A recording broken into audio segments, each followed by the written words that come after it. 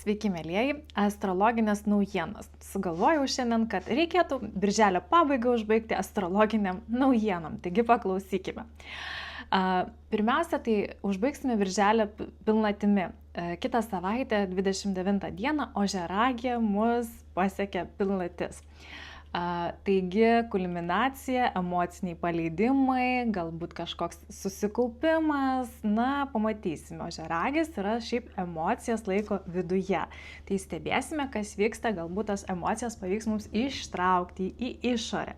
Per pilnatį dažniausiai geriausia paleisti, tai kartais ir nesimiega, dėl to gerai, kad esame prikaupę tų emocijų, reikia kažkur jas išleisti. Tai va, taip pat kitą savaitę mus pasieks ir Merkurijus retrogradinis. Birželio 29-30 Merkurijus retrogradinis, ką jisai mums sako, tai sulėtės mūsų informacija, komunikacija, galbūt gali būti įsivelt kažkokių klaidelių, galbūt reikės pertikrinti dokumentus.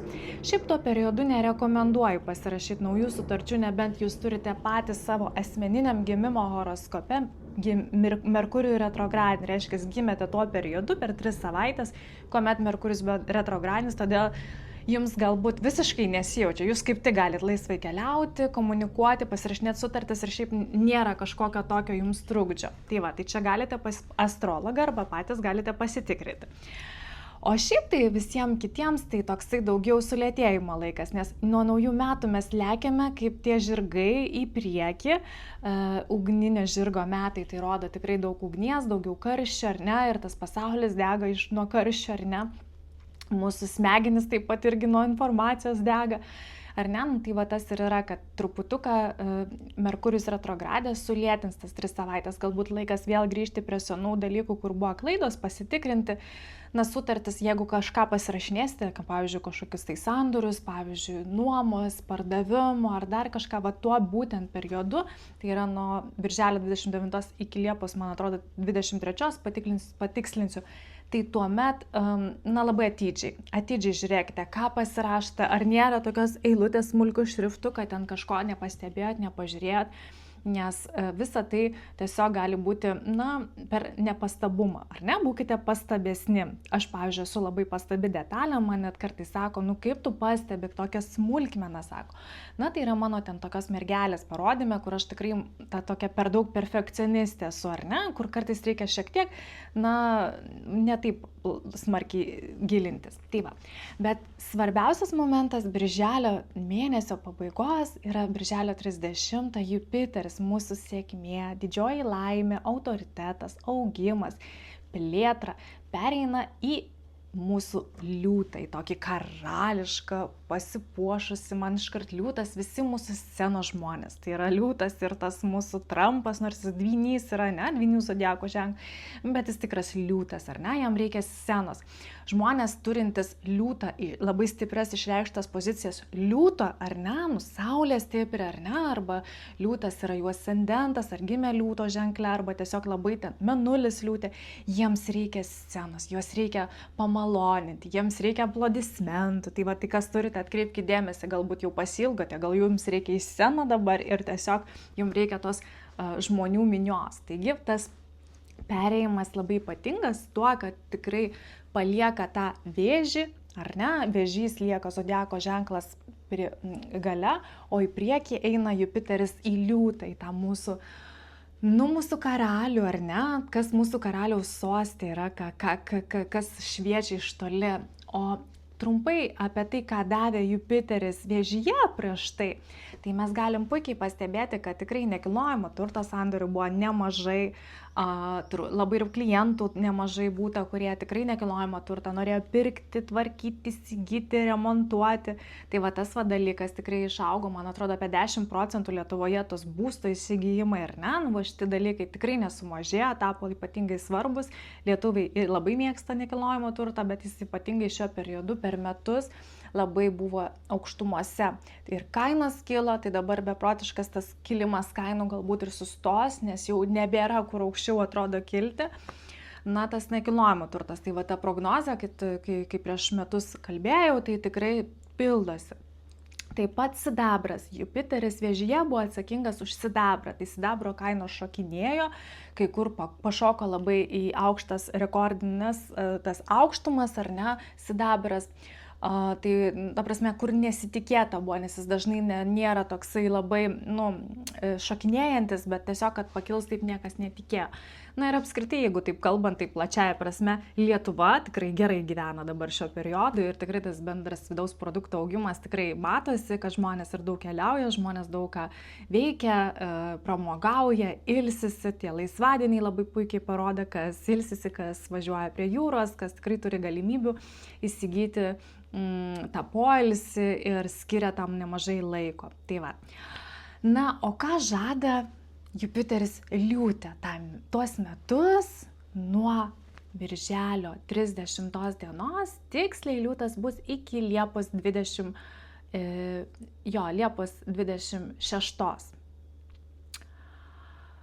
Kuom Liūtas ypatingas, ar ne, ką žada, tai pirmiausia, tai Liūtas yra lyderis, tai reiškia lyderių laikas, šlovės lyderių, tai žmonės, kuriems reikia spindesio, spindėti, kad jie būtų matomi. Tai aš įsivaizduoju tokius žmonės, kurie yra stovi su mikrofonu ir ne šiaip bet ką kalba, o tiesiog žmogų pritraukia dėmesį taip, kad tu negali atitraukti dėmesio, nes jie moka, jie yra ryškus. Tai šis augimas metams į priekį bus tai ryškių lyderių, nuomonės formuotojų, nes dabar galim tie lyderiai, seniau buvo lyderiai, galbūt ant scenos kalbėjo, dabar tie lyderiai yra, kurie formuoja nuomonės mūsų internete, ar ne, tie visi influenceriai, va šitie dalykai. Taip pat augimas asmeninių prekės ženklų, va čia populiaru labai bus. Taip pat reputacija, ar ne, vat kaip savo vardo kūrimas, ar ne, vat jeigu kažkokį produktą kūrėte, ar dar kažką, va šitas va bus Jupiterio augimas, jeigu jūs turit kažkokią produktą, kūrybą, menai, menininkai, tie kūrybininkai, pramogos, sporto šakos kažkokios, tai švietimas gali klestėti, visi šitie dalykus, kur reikia kūrybiškumo, kur reikia ryškumo. Taip pat ypatingai gali iškilti kažkokios autentiškos asmenybės. Tos asmenybės, pavyzdžiui, dabar, kas yra susijęs su dirbtiniu intelektu, tokios asmenybės, kurios moka naudoti šitais įrankiais ir gali padėti sukurti daug didesnių kažkokių tai pridėtinių verčių. Taip pat gali iškilti dar aktyvesnis domėjimas investicijom. Na, tokie laikai, kai viskas labai kinta, labai ir įdomu yra, ar ne? Per tas krizės mes pamatome, kas vyksta pasaulyje, kas vyksta su metalais, kas vyksta su valiutom, ar ne? Tai šitas dalykas bus labai populiaru. Šiaip, kas yra laimėtojai, ar ne? Vat aš galvoju, kas laimi tuo periodu, ar ne? Kai Liūtas, Jupiteris yra Liūtė astrologiškai, tai dažniausiai laimi verslininkai, vadovai, visi tie. Bet čia tie tikrieji vadovai, kurie užima aukštas pareigas, ne tik tai, kad jie yra pastatyti tose pareigose, ar ne, kažkieno iškelti, bet jie yra patys labai charizmatiški, labai charizmatiškos asmenybės turėtų iškilti. Kažkokie atlikėjai, mes matome tikrai per tas laisvas dienas, tikrai tų koncertų daug, tų ryškių atlikėjų nemažai. Man iš karto Liūtas kažkaip asocijuosi su Natalija Bunker ir visais šitais tokiais Lietuvos žvaigždutėm, kurios yra labai daug darbo įdeda ir tas darbas atsispindi jų klientuose, jų žiūrovose, jų gerbėjose, ar ne? Taip pat palanku bus, aišku, profesionaliems sportininkams, kūrybininkams, kurie tikrai kūrė, ekspertams kažkokiems, va dabar, kai tiem laikai coacherių, lektorių kažkokių, tai kurie labai ryškus lektoriai, kurie gali įtikinti žmonės savo vardu ir ypatingai per šitą periodą turintis stiprią gerą reputaciją, turintis autoritetą turėtų išryškėti žmonės. Tai va. Taip pat, tai žodžiu, taip trumpai, kad visa istorija, visi metai, istoriniai šitie metai suksis apie ryškės, stiprias asmenybės, apie kūrybą, lyderystę, į kur aš turiu eiti. Taip, kad tokie stiprus reikalai, taip, kad nemiegokit, kas turi tų savo gebėjimų, nes kartais matau astrologiškai labai gerą žmogaus ryškę asmenybę, bet jisai nieko nedaro su tuo. Kartais būna tos asmenybės, kurios yra silpnesnės, ar ne, tai jos kaip tik stengiasi, labai lipa per galvas, o tos, kurios turi labai puikius parodymus, astrologas nieko nedaro. Nu, tai tikrai gaila labai ir tikrai atima talentą, ar ne? Nu, vat, jeigu tu esi labai talentingas ir gali lipti ant scenos ir kažką veikti, dainuoti, sukurti grožį, ar ne, prabangą kažkokią, tai vat, prašau, puikus laikas. Bet yra ir sudėtingesnis dalykas. Čia pasakau viskas kaip gražu, kaip viskas ryšku, kaip viskas scena, lyderiai, ar ne? Bet šita situacija yra tokia, kad Liepos 27 dieną mes perėjimas astrologiškai yra tokio pietinio mėnulio mazgo, tai yra besileidžiančio mazgo, gal kiti astrologai žino ketų, tai reiškia mūsų praeitų gyvenimų, tai reiškia šitas ketų, šitas pietinis mazgas apriboja liūto Jupiterį augimą. Tai reiškia, kad šiek tiek suvaržys jo raišką, reiškia, ne kiekvienas jau čia galės puikiai stoti ant scenos ir rodyti savo lyderio savybės. Bus lyderiai labai tikrinami, kaip dabar buvo tikrinama tiesa, melas, išryškėjo daug korupcijos, daug visų šitų dalykų. Tai per tą periodą nuo Liepos 27 dienos per metus mes matysime tuos lyderius tikruosius. Bus jie patikrinami. Kai kuriems formuosis net ir valdžios pabaiga. Reiškia, kaip ir dabar matome ir Lietuvoje pas mus, ar ne, valdžia vis vieni baigia, kiti pradeda. Taip kad ar čia klausimas, ar tie lyderiai yra tikrai dabar tie lyderiai, ar ne, ar tai nebūtų valdžios pabaiga tam tikrų lyderių, nes va šitas periodas rodys, kad išliks tie patys stipriausi, kurie iš tiesų turi autoritetą, ar ne? Taip pat kalbant apie metalus, prieš tai buvo, praeiti metai buvo sidabras, ar ne, va dabar nuo birželio 30 dienos atkreipkite dėmesį į auksą. Auksas yra saugumo garantas. Visada per karus, visoje istorijoje buvo auksas, buvo kaip patikima apsauga, ar ne? Tai va ta patikima apsauga, jinai vėl pakankamai gali ryškėti, tai tie svyravimai, mes pastebėsime vėl aukso kainos svyravimas, tai turbūt kažkas su valiuta vyks, valiuta gal bus visiškai, kaip čia pasakyti, nevertinga, mes negalėsime svyravimai labai dideli, į kažką reikia atsiremti, tai bus į auksą. Taip pat dar norėjau paminėti, kokia šalis bus, ar ne, Jupiteris liūtė, tai šalis yra Italija. Italija, gražioji Italija, dolce far niente, ar ne, tai va ta gražioji, kur grožis visas vyksta, kur menas, kultūra, mada, ar ne, tai va Italija atkreips dėmesį savo eleganciją, savo diplomatinę gal pusę, ar ne, bet taip pat ten bus ir apribojimų, taip kad ir matome pasaulyje ta moteris, žinoma, ar ne, diplomatė, jinai taip pat susilaukia ir dėmesio, ir tuo pačiu kažkokie vyksta apribojimai. Tai vat matykime politinis reikalas, kas domisi, labai įdomu, kas ten vyks Italijai. Nes jinai apskritai Italija pati graži, kas, manau, didžioji dalis žmonių buvo Italijoje ir aš nežinau, ten nėra negražios vietos, ar ne? Jau vien atvykus į kažkokią didmiestį, į Romą, ar Siciliją, ar Veneciją, ten tiesiog užtenka būti, ar ne? Ir jauti tą tokią visą grožį, tai čia yra Jupiteris liūtė, ten yra wow, ar ne? Wow efektas, bet mes matysime truputuką ir kadangi judės ir tas apribojimų išbaigimo simbolis astrologija, ar ne, tas ketų, kuris rodys galbūt kažkam jau pabaiga, galbūt santvarkai, galbūt kažkokiam pasikeitimam, galbūt kažkokiam lyderiai, na stebėsim, labai įdomu. Taip kad aš išskirčiau Italiją, tai vat matysime. Ir dar tokį tikslesnį, dar tokį pajusime greičiausiai, ar ne, pajusime tokį Jupiterį ir to pietinio mazgo jungti ten apie rugsėjo 11, ar ne, rugsėjo mėnesį, rugpjūčio pabaiga. Kodėl? Todėl, kad pirmiausia, rugpjūčio 12 yra visiškas saulės užtemimas, ar ne? Per užtemimus mes dažniausiai jaučiame kažkokius tai pasikeitimus, kaip ir prieš tai buvo labai rimta jungtis Saturno, kai buvo užtemimo koridorius, Amerika puolė į Iraną. Taigi per užtemimo koridorių, kuris prasidės rugpjūčio 12 dieną, visiškas saulės užtemimas, tuomet per tas 2 savaitėlės bus 28 rugpjūčio mėnulio užtemimas, aš jau dalinis, nepilnas, na tai mes tikrai pajusime, kad neramumai gali būti aukščiausiam pike.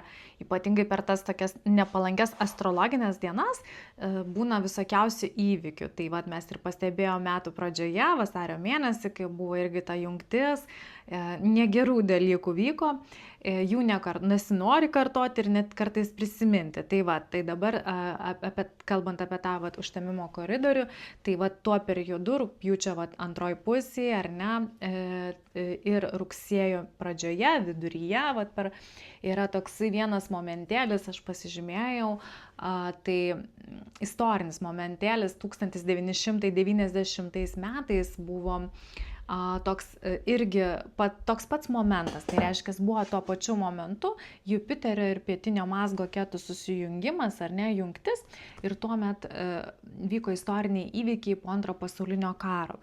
Tai pirmiausia, rugsėjo 9 dieną buvo Bušo ir Gorbačiovo susitikimas Helsinkyje, ar ne, Suomijoje buvo apkalbėta šaltojo karo pabaiga, tai buvo labai rimtas momentas, tai tikėkime ir pas mus bus kažkas apkalbėta ir nueis į pabaigą, ar ne, galbūt įvyks tas istorinis susitikimas Rusijos prezidento ir Ukrainos.